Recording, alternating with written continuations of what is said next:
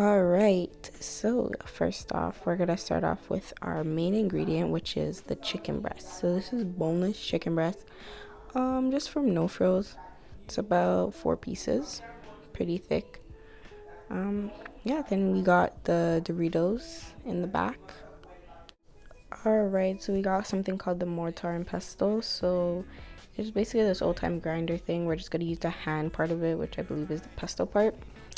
We got the vegetable oil, the seasonings, and then we have the Ziploc bags, the small one or the big ones, whichever one you guys prefer. I suggest using the big ones just because you might be using half of the bag of Doritos just for making the 2 chicken breasts. You got the vinegar. You must wash your chicken. You must wash it. That is a thing. You need to wash your chicken.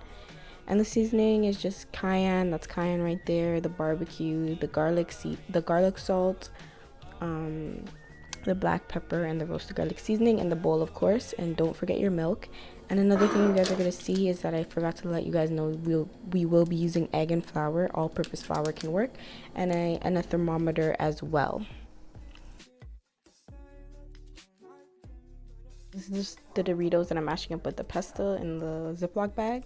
Really simple step. Just give it a good go at. Make sure they're like crumbs. That way you can get the proper coating when you're rolling the meat in the Doritos.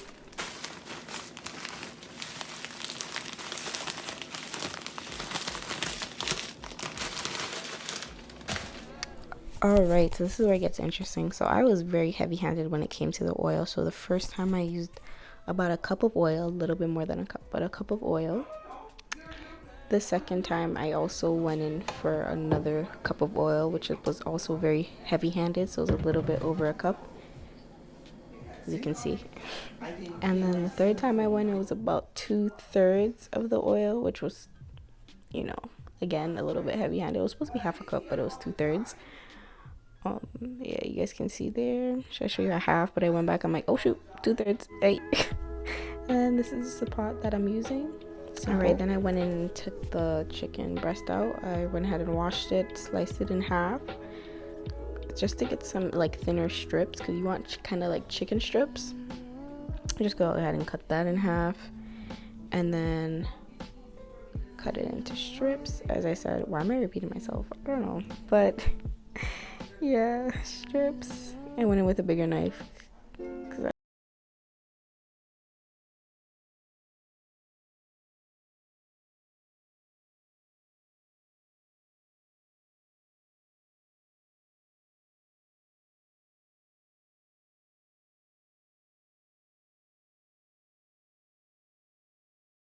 So after this, I just went ahead and threw it in the bowl just to start the seasoning portion of it. Alright, so I started with my garlic salt, which was like, I didn't have my tablespoon measure, but it was about half a tablespoon. I just sprinkled it. I didn't use all of it. I don't really like cooking with salt. Yeah. And then I went over to the roasted garlic seasoning, got about half a cap of that, and then about 4 dashes of black pepper. Again, just a little disclaimer, these are my real nails. So a lot of people are like, oh my god, how can you cook with nails on? Like, these are my real nails. So this is the length I've been working with. They're growing out obviously, but I don't have a problem with working with my nails. I used cayenne pepper and the barbecue seasoning, which also contains low sodium. Again, I don't really like cooking with that much salt. So I'm just stirring it around with a spoon, just giving it a good mix. Usually I use my hand, but because this is not going to be seasoned chicken that's going to the oven, you don't really need to marinate it and all. Alright, so this is the part where you guys might have gotten a little pissed off because I didn't have a picture of the eggs and the flour in the first part when I started the video, but I did let you guys know that we're going to be using eggs and flour. Actually all-purpose flour works. I used the 5 Roses flour and then the large eggs. So I just went ahead and beat the eggs, got the consistency. So this is the egg wash. Those of you who don't know, so this is what's gonna be, the chicken's gonna be going into once it's rolled in the flour. Got a little bit of milk in there. It was probably like a tablespoon of milk I used. And I just went back to go ahead and check the temperature of the oil because the oil was on the stove while this was going on, just to heat up my oil so it's at a good temp. Alright, so I got my gloves on, which is latex powder-free gloves. When I first made this recipe, I did not use gloves, and I found it very irritating that the powder and the egg wash was getting stuck to my fingers. So I suggest using gloves for this part. So you're gonna first go on with the flour. So you're gonna dip the chicken into the flour. Make sure you shake off the flour. Then you're gonna dip it into the egg wash, and then you're gonna roll it into the Dorito crumbs that you mashed up earlier. By the way, when I mean shake off the flour, I don't mean wipe off the flour. I mean like shake off the excess flour that's on the meat. Recording this was so hard because there was just bear chatting in the background. Yeah, so if you guys have this plate, you already know this is the old time plate. But yeah, I did have a plate on the side just to transfer. So after I finished rolling it in my mixture, I just went ahead and placed it on the plate, and you guys will see the finished product just now.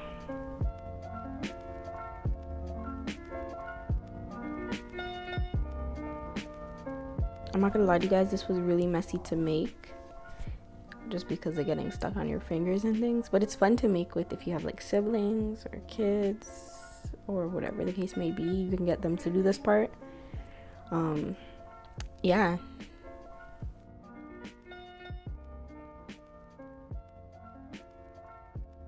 Alright, so I just went ahead and jumped in to show you guys what it looks like when I finish majority of the pieces. As you can see, there's still more in the back. I'm just going to use regular panko breadcrumbs just to make fried chicken with those ones because I ran out of the Dorito mixture. So I'm just testing it in the oil. I see that it's sizzling. It's ready to go. Place it in. Now you don't want to pack up the pot with pieces of the chicken because then the temperature of the heat will decrease, and you don't want that because then you'll turn it up high and then that increases the risk of it burning.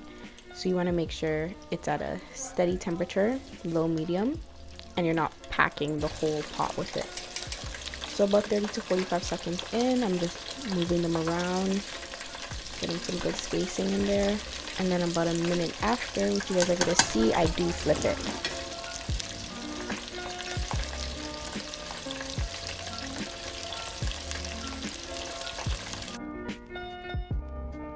So unfortunately guys, I got a phone call and then my phone died right after this, so I was recording on like 2%. I didn't really notice, but I didn't really get to show you guys the drying process of taking out the meat. It's very simple. Just have your plate to the side with a piece of napkin or paper towel just to dry off the excess oil. This is actually the final product right here. What you guys see on the side is actually Caesar with some parsley and ketchup on the side. You guys can try this with ranch. Caesar and ketchup are pretty good with it.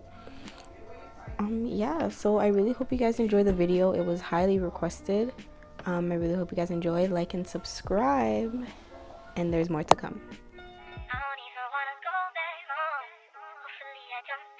Trip